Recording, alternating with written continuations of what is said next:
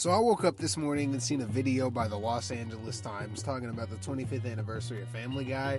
And I mean, it makes sense. It came out at the exact same time. Well, not the exact same time. The exact same year as The Sopranos. So it makes sense it's the 25th anniversary. But honestly, I had no fucking idea. So I was like, you know what? I'm going to watch the video. And I'm going to take you guys with me on this journey while I get disappointed about Family Guy. And pretty much the first subject that comes up is Seth Green not wanting to get a boner. I thought I would just throw that one in there real quick. You sit just a little further from me. I don't want to get an erection during this interview. Too late. But Seth MacFarlane also talks about just how he hasn't had his hands on the show for a while, and he thinks that it has still kept the same quality over the years. And the second I heard that, I was like, that has gotta be bullshit, and he knows it. Like, I've been watching Family Guy my whole life, yeah, I'll admit it, but that was like from every single day to maybe I'll see an episode pop up and I'm like, all right, that seems interesting, I'm gonna watch it. So it was like, damn, I don't know, bro, if Family Guy has kept its quality over the years. So firstly, I went to IMDb to just get a general idea of what episodes people liked and what people didn't like. I know for a fact that I liked the Da-Bomb, or Da-Boom. Fuck! I always mess that up, but it's like, it's just been my favorite episode literally since I was a little kid. So I knew that was my top. But the second I seen its placement, I was just like, bro, y'all motherfuckers have been sleeping on this episode. So despite what IMDb says, that's the episode I'm going to be covering as the basis of a good Family Guy episode. And what I'm going to be covering for my basis on the worst episode is The Candidate, which is the 35th placement on IMDb. And I know 16 and 35 is quite the bit of a jump, but like Seth Rogen says, direct quote by the way, you know what you know when you know it. Which is like, I don't know. I honestly wanted just a reason to put that quote in the video. But I do know that those are the best and worst episodes in my opinion. So first we're going to be starting with Da-Bomb. Fuck! F and cry.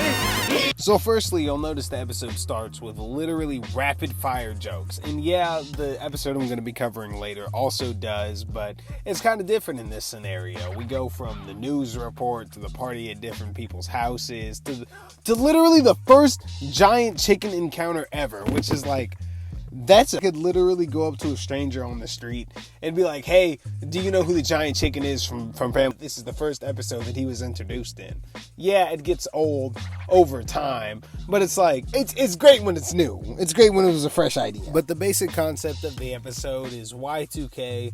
They get invited to Quagmire's 2000s house party, and they're going to go ultimately, but when Peter goes to the liquor store, sees the giant chicken, he tells him about Y2K, and it kind of freaks him out a little bit. So he throws everyone in the basement and they're like, Y2K isn't real, nothing's gonna happen, and then it does all happen, and Peter's kind of smug about it at first, but they do run out of food, so they have to find another option, and they go to Natick to see if the Twinkie factory still exists, which is just like, you're gonna live off Twinkies for 40 years? But it's still a funny concept. Like, you get to see Quagmire and Cleveland like merge together at the hip, and Joe just literally stuck into the ground, so it's like, I don't know. I think the jokes and delivery was a lot more intentful at the time. And especially not just throwing random things out to see what sticks. Knowing especially what they want to do with the script. Stewie also touches some radioactive stuff and gets tentacles, which isn't like super important, but it is the reason they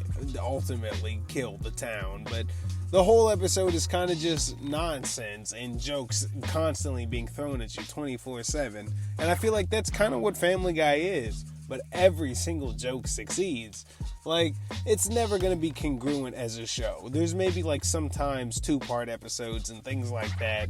But ultimately, when you watch Family Guy, you just expect to see some bullshit humor, jokes thrown at you faster than you can even process the joke you just seen. And ultimately something to just kind of put on in the background and deal with your things. But I don't want to say too much about the episodes just because I don't want this video to get taken down, honestly.